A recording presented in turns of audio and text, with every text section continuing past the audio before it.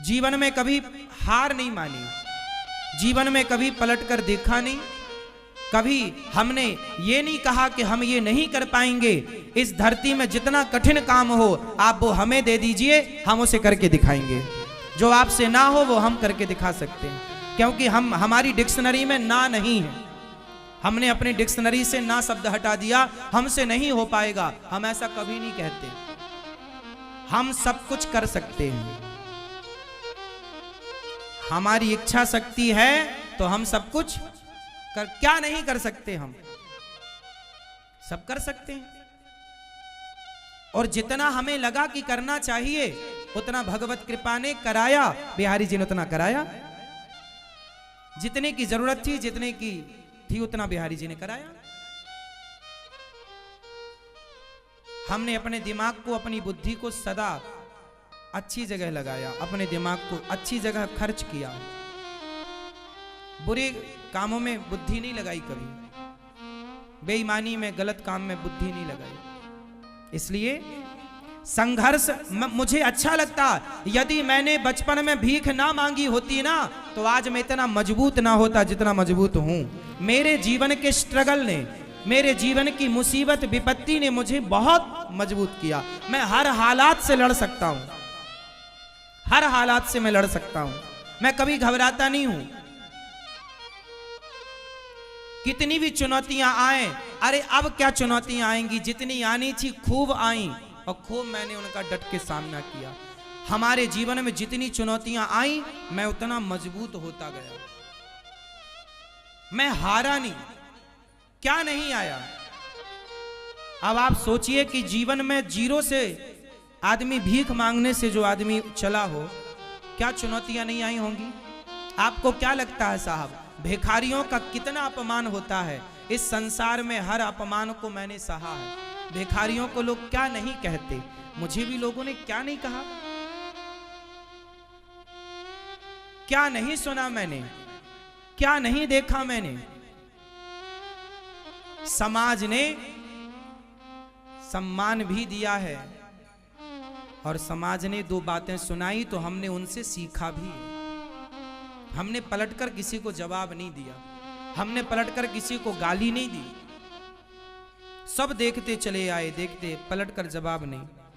हर सुख दुख हानि लाभ उतार चढ़ाव अपना पराया सब देखा।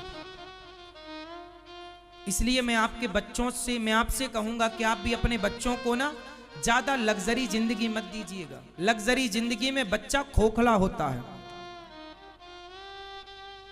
आप किसी को बस बिठा दो, आप काम मत कराओ। बढ़िया एसी की हवा मिल रही है, खाने को पकवान दे दो, एसी की हवा दे दो, घूमने को गाड़ी दे दो। जो आदमी 10 साल तक एसी की हवा में बैठ लेगा, बढ़िया गाड़ियों में घूम लेगा और बढ़िया पकवान खाएगा, वो खोखला हो जाएगा। मजबूत होने के लिए ना भूखा भी रहना पड़ता है। मजबूत होने के लिए नंगे पांव दौड़ना पड़ता है, दौड़ना पड़ता है। बच्चों को मजबूत बनाओ साहब, एसी की हवा में बिठाने की जरूरत नहीं है। बच्चों को लग्जरी जिंदगी बाप ना दे, बाप तो बच्चों को स्ट्रगल करना सिखाए। बेटा मेहनत करो, कमाओ, अपना कमाओ, अपना बिजनेस करो, अपना करो। हर सुख दुख उतार चढ़ाव को देखो, हर मुसीबत का, हर विपत्ति का सामना करो। पता लगेगा ना कि विपत्ति पर आप क्या, आपका रिएक्शन क्या है, आप कैसे रिएक्ट करते हैं, आप झेल पाएंगे कि नहीं। पहले जो राजा बनता था ना, बाप जो राजा बनता था तो बाप पहले उसे भेजता था, जा जंगल, पहले शेर का शिकार करके ला। बेटा शेर का शिकार करके लाएगा तो बाप राजगद्दी में बिठाएगा, क्योंकि बाप ये भी तो देखना चाहता है ना कि मेरा बेटा मेरे मरने के बाद ये प्रजा की रक्षा कर पाएगा कि नहीं। जो खुद की रक्षा नहीं कर पाया शेर से, वो प्रजा की क्या रक्षा करेगा। इसलिए पहले के राजा लोग शेर का शिकार करते थे, इसलिए ये दिखाने के लिए प्रजा को कि देखो मैं तुम्हारी रक्षा कर सकता हूं। एक सबसे बड़ा जान पक्षी होता है जिसे बाज कहते हैं। बाज के बारे में मैंने डिस्कवरी चैनल पर सुना। मैं पहले जब टीवी देखता था ना, जैसे आपके बच्चे लोग टीवी देखते हैं ना, मैं पहले टीवी देखता था। अब तो टीवी देखने का समय नहीं है, वर्षों से मैं अब टीवी नहीं देखता। पहले बचपन में मैं बहुत टीवी देखता था, लेकिन टीवी में मैं डिस्कवरी चैनल देखता था। हमारे घर में 2009 में तो टीवी आई पहली बार। 2009, अभी 23 चल रहा है ना, 2009 में हमारे यहाँ टीवी, हम दूसरों के घर में टीवी देखने जाते थे। जब रामायण आती थी, महाभारत आता, तब हम दूसरे गांव में जाते थे टीवी देखने, नदी पार करके। अभी आप लोगों के घर में टीवी कब आई? आपके घर में टीवी कब आई? किस सन में?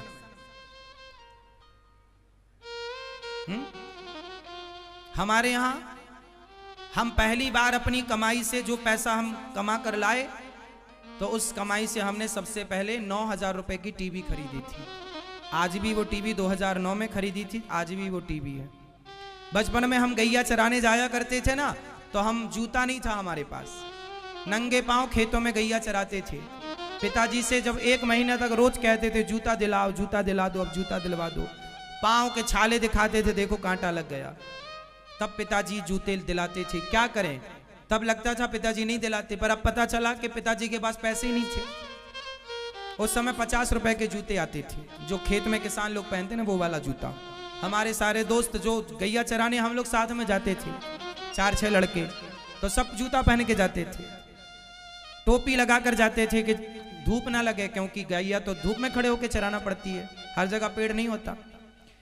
तो मैं जूते के लिए कई बार, कई सालों तक, मुझे अच्छे से याद है, सालों तक नंगे पांव गैया चराई है, सालों तक। 10-20 कांटे तो पांव में लगे रहते थे, पता ही नहीं चलता था। पैदल चलने की इस तरह आदत हो गई थी कि पैदल ही चलने की आदत थी। 10-20 किलोमीटर भी पैदल चलाओ तो पैदल चल लेंगे, ऐसे पांव हो गए थे, मट्ठर पांव हो गए थे।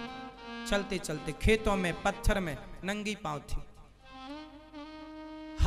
हर उतार चढ़ाव को हमने देखा। एक पक्षी होता है, वो बाज उसको कहते हैं, बाज की जो मादा होती है ना, माँ, जब बाज की मादा बच्चों को, जब वो गर्भवती होती है और उसे जब पता लग जाता है कि अब मेरे बच्चे होने वाले हैं, तो बहुत ऊंचे पेड़ पर जाकर के वो घोंसला बनाती है। तो वो घोंसला कैसे बनाती है?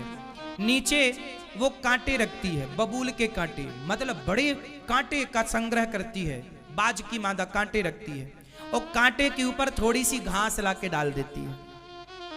उस घोंसले में फिर अपने बच्चों को जन्म देती है, और जब उसके बच्चे से अंडे देती है, फिर अंडों से जब बच्चे निकल आते हैं, बच्चे थोड़ा 10 दिन के, 20 दिन के हो जाते हैं, तो वो क्या करती है, अपनी चोंच से पकड़ पकड़ के सारी घास हटा देती है।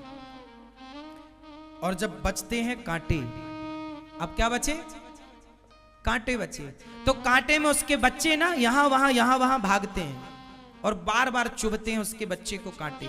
किसी ने पूछा बाज से, क्यों री मादा, क्यों बाज की मादा, मतलब क्यों तूने ये क्यों इतना कष्ट दिया अपने बच्चों को, ये ज्यादा घास और क्यों नहीं रखती, बच्चों को थोड़ा सुख मिलेगा। बाज की मादा बोली, ना, मैं अपने बच्चों को सुखी नहीं करना चाहती। यदि ये आज सुखी हो जाएंगे तो भविष्य में रोएंगे, इसलिए मैं कांटों के घोंसले में इनको पालती हूं, ताकि अभी से इनको कांटा चुभेगा तो दर्द को अभी से बर्दाश्त करने की क्षमता पैदा होगी, मजबूत बनेंगे। क्योंकि इस धरती का सबसे खतरनाक श्रेष्ठ पक्षी है बाज। श्रेष्ठ पक्षी की मां है बाज की मादा, और उसके बच्चे क्या बनेंगे? बाज जब शिकार करता है ना, तो बड़े बड़े जानवरों को भी पकड़ के उड़ जाता है, इतना बड़ा होता है बाज। जानवर फड़फड़ाता है वजन के कारण, वो बाज को भी नीचे गिरा लेता है। तो मादा कहती है, हर स्थिति में मेरे बच्चे सुखी रहें, इनके पंख, इनके पांव, इनकी चोंच, इनका शरीर इतना मजबूत हो कि हर तूफान का ये सामना कर पाए।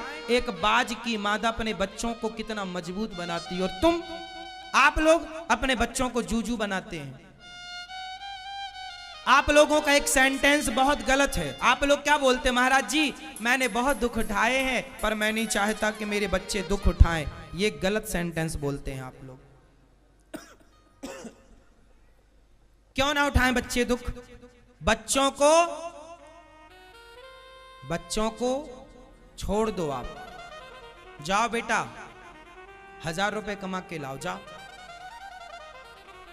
एक करोड़पति आदमी था, एक बहुत बड़ा उद्योगपति था, उसका बेटा पढ़ करके विदेश से आया। उसके पिता की हजारों करोड़ की फैक्ट्री थी, हजारों करोड़ का टर्नओवर था, काम था। लेकिन जब उसका बेटा पढ़कर आया तो बाप ने बेटे से कहा, बेटा जाओ तुम 10,000 रुपए कमा के लाओ। बाप के पास करोड़ों हैं, पर बेटे को भेजा, जा 10,000 कमा के ला। और सुनो, हमारे इस क्षेत्र से नहीं, बाहर जाओ। अब बेटा पढ़ा लिखा 10,000 कमाने गया। बाजार में आप जाइए 10,000 कमाने, कितने धक्के खाने पड़ेंगे, कितनी लाइनों में लगना पड़ेगा, कितना इंटरव्यू देना पड़ेगा, कितने घन पीटने पड़ेंगे, तब कहीं जाकर तुम्हें 10,000 की